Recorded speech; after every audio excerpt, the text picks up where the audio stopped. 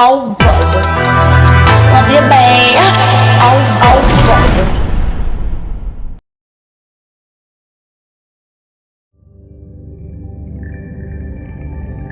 न कोई शीश महल है न कोई ताजमहल है, यादगार मोहब्बत ये प्यार का है मेरा।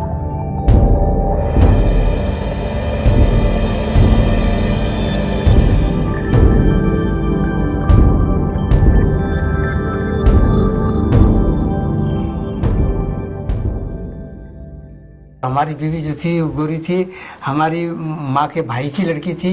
उसने देखा था तो उनका नहीं, मैं तो उसी से शादी करूँगी।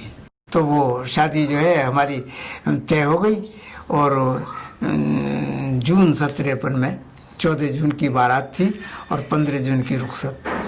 और उसको जब वो शादी होने के बाद वो मेरे साथ गई तो रोटी ठीक से पकाने नहीं आती थी, मैंने पकाना बताया था।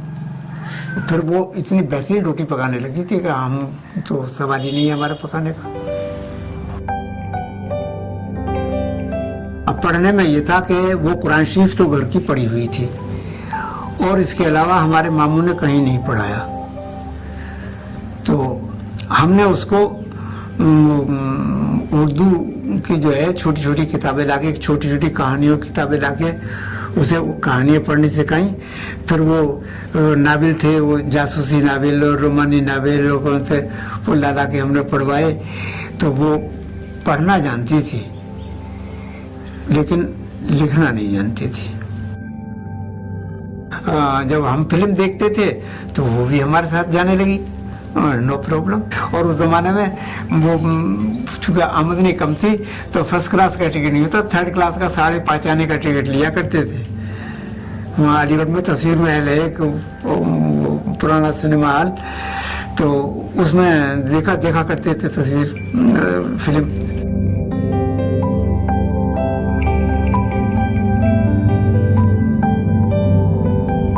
अब ये है कि भाई उनका साथ रहा और साथ हमारा हंसी खुशी कटा। कभी कोई ऐसी बात नहीं हुई जिसमें कि नज़ा हो। फिर ये था कि जब वो अच्छी थी और बच्चे हमारे हुए नहीं तो कभी उसको एहसास होता था और वो ये कहती थी कि हमारी न्यास फाता तो क्या, कोई हमारा जिक्र भी नहीं करेगा, हमारे मरने के बाद कौन हमारा जिक्र करेगा। तो मैंने ये कहा कि इसी कमरे में थे, मैंने कहा कि इसी खेत में मेरे सामने अगर इंतकाल होगा तो इसी खेत में बीचों बीच में तुझको दफन करके ऐसा मकबरा बनाऊंगा कि बरसों याद रखेंगे लोग। और मैंने आज तक इसमें किसी का एक नई पाई भी नहीं लगाया है। बीवी के मरने के बाद सारे काम मैंने खुद किए। उसका कफन भी लेने के लिए मैं बाजार खुद गया।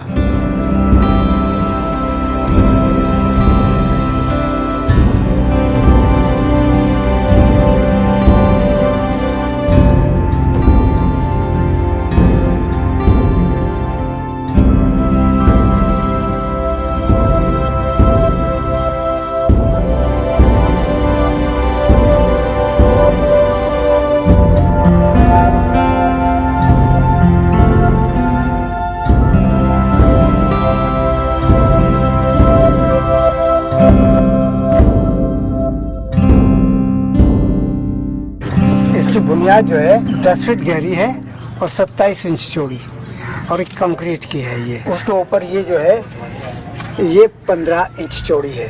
अब इसकी हाइट तो अंदाजन यहाँ से 14 या 15 फुट ऊंचा है दीवार।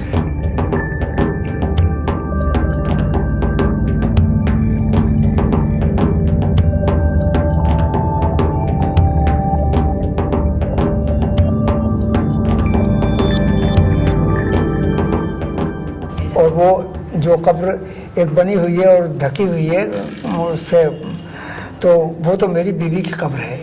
और बाकी जो खाली जगह है वो मैंने अपने लिए छोड़ रखी है कि अगर मेरा इंतकाल हो तो मुझको यहीं दफन किया जाए।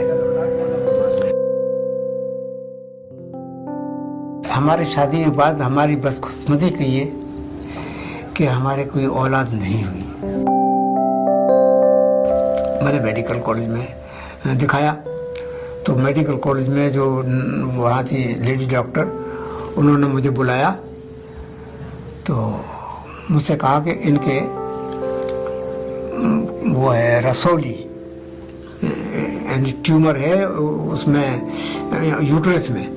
डॉक्टर ने मुझसे ये कहा कि भाई ऐसा होता है कि ट्यूमर जब उसमें हो जाते हैं तो उसमें छोटे छोटे और भी होते हैं, तो ऐसा है कि मैं बच्चेदानी को पूरा निकाल देती हूँ, अगर फिर कोई और ट्यूमर बढ़ गया तो कहोगे डॉक्टर ने कैसा ऑपरेशन किया।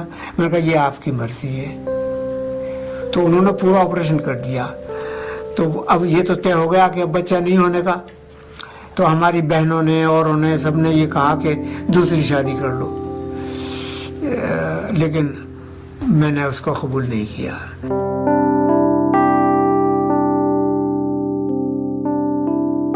बस एक कसक दिल में रह गई कि मरने से पहले जब उसका दूसरा कैंसर हुआ गले का, उसमें बोलना बंद हो गया, तो वो कुछ कहना चाहती थी मगर हम समझ ना पाए, इशारे उसके समझ ना पाए, जबान से वो कह ना पाई। बस यही कसक है अपने दिल में कि वो क्या कहती थी।